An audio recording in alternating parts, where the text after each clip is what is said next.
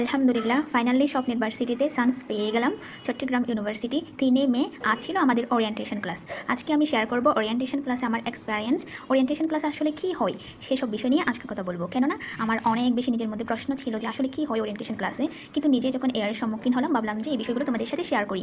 অবশ্যই এখানে অনেক জুনিয়ররা আমার ব্লগ দেখে সেটা আমি জানি, ইভেন এরা আমাকে প্রশ্ন করে যে আপু এই কী হলো সে কী হলো, এটা কীভাবে করবো সেটা কীভাবে করবো, অনেক কিছু প্রশ্ন। তো চলো শুরু করা যাক। যাত্রাটা শুরু হয়েছিল মূলত 16 শহর থেকে। 16 শহরে এখানে আমরা বাসের জন্য ওয়েট করছিলাম। এখানে ছিল আজকে আমার সবচেয়ে খুশির একটি বিষয় হচ্ছে প্রথমত আমার ভার্সিটিতে যাওয়া, দ্বিতীয়ত আমার সাথে ছিল আমার এই স্কুল লাইফের বেস্ট ফ্রেন্ড।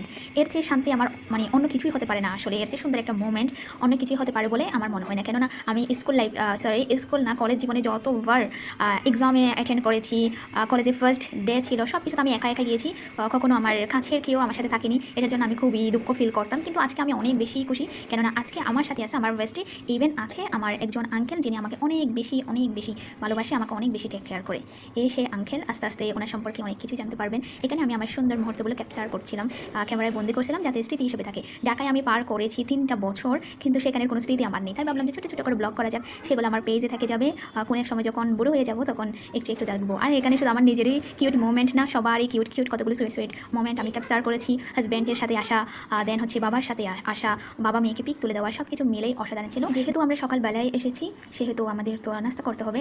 ক্যান্টিনের প্রাইসের তুলনায় খাবারগুলো মোটামুটি ভালো ছিল, তেমন খারাপ না। আমরা নিয়েছিলাম ডাল রুটি নিয়েছিলাম, চা নিয়েছিলাম, পরোটা নিয়েছিলাম, খিচুড়ি নিয়েছিলাম। এইটুকুতেই বেশ ভালোই কাটলো আমাদের এই মুভমেন্টটা। তারপর আমরা অনেক সময় সিনিয়রদের সাথে আড্ডা দিই। এরপর আমাদের আসল প্রোগ্রাম শুরু হয়ে যায়।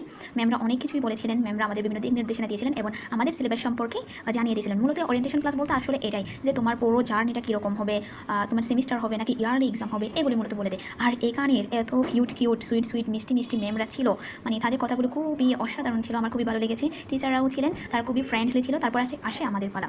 দেন এখানে আমি ট্রাই করেছিলাম কিছু বলার জন্য। মূলত পুরো জার্নিটা এই আর কি। আমি যদি আমার সম্পর্কে বলতে চাই তাহলে এতটুকুই বলবো। আমার এসএসসি ছিল গ্রাম থেকে, আমার গ্রামের বাড়ি কক্সবাজার মহেশখালী আমার গ্রাম। সেখান থেকে আমি মাধ্যমিক শেষ করেছি। এরপর আমি ঢাকা বিশ্ববিদ্যালয়ে অধিভুক্ত 7 কলেজ থেকেই, 7 কলেজের বেগম ফজলুন্নেসা গভর্নমেন্ট গার্লস কলেজ থেকে আমি ইন্টারমিডিয়েট পাশ করি। দেন যেটা বর্তমানে সেন্ট্রাল ইউনিভার্সিটি নামে স্বীকৃতি পেয়েছে। যদি আমি বলতে চাই সিইউকে কেন আমি সিলেক্ট করেছি, ঢাকায় পড়াশোনা করি। আসলে ঢাকায় আমি 3 বছর কাটিয়েছি, সেখানে আমার অনেক কিছু অসুবিধা হয়েছে। যেহেতু আমি ভিন্ন একটা বিভাগ থেকে গিয়েছি, তাও চট্টগ্রাম বিভাগের মেয়ে ঢাকায় গিয়ে বসবাস করা এত কিন্তু ইজি ছিল না। খাবার দাবার থেকে শুরু করে সব কিছুর জন্য মোটামুটি প্রবলেম ছিল, ফেস করেছি। আর হচ্ছে যেহেতু চট্টগ্রাম আমার কাছেই, আমার বাড়ি থেকে যাওয়া আসা সব কিছু মিলিয়ে চিটাগং ইউনিভার্সিটি আমার জন্য বেস্ট একটা ইউনিভার্সিটি, এবং আমি মনে করি এটা আমার বেস্ট একটা জার্নি হবে। আর আমার ফ্রেন্ডরাও তাদের মতো করে জার্নিটা বলেছেন, সবারটাই বেশ ভালো হয়েছে। দেন এরপর আমরা চলে আসি, কিন্তু আমাদের ভাগ্য খারাপ। আমাদের যে আপুর আছে সেকেন্ড ইয়ারের, ওনারাই আমাদেরকে বরণ করার কথা, কিন্তু ওনাদের এখন সেমিস্টার চলছে, এই জন্য তারা আমাদেরকে বরণ করতে পারেনি। তবুও বড় ভাইয়ার আমাদের যতটুকু সম্ভব আমাদের নবীনদের বরণ করেছে। আর বলা হয়েছে পরে যখন আমাদের বড় আপুদের এক্সাম শেষ হয়ে যাবে দেন ওনারাই আমাদেরকে প্রোগ্রাম করে বরণ করে নেবেন। যাই হোক, সব কিছুই ভালো। সো যদি তোমাদের আমি ওরিয়েন্টেশন ক্লাসের সারমর্ম বলতে চাই তাহলে এতটুকুই দাঁড়ায়। মূলত এখানে তোমাদের বরণ করে নেবে আর সিলেবাসটা তোমাদের বুঝিয়ে দিবে এবং তোমাদের জার্নিটা শেয়ার করতে বলবে। তোমাদের যাদের ইচ্ছে তারাই বলতে পারো, আবার যাদের ইচ্ছে না তারা নাও বলতে পারো, ইটস ওকে। তারপর আমরা বাসায় চলে আসলাম। আর এখানে আমরা যাদের বাসায় থাকি উনি আমাদের দুজনকে দুটো লাচ্ছি দিল। উনি খুবই একজন ভালো মানুষ। যাই হোক, ওনার সম্পর্কে আমরা পরে জানবো।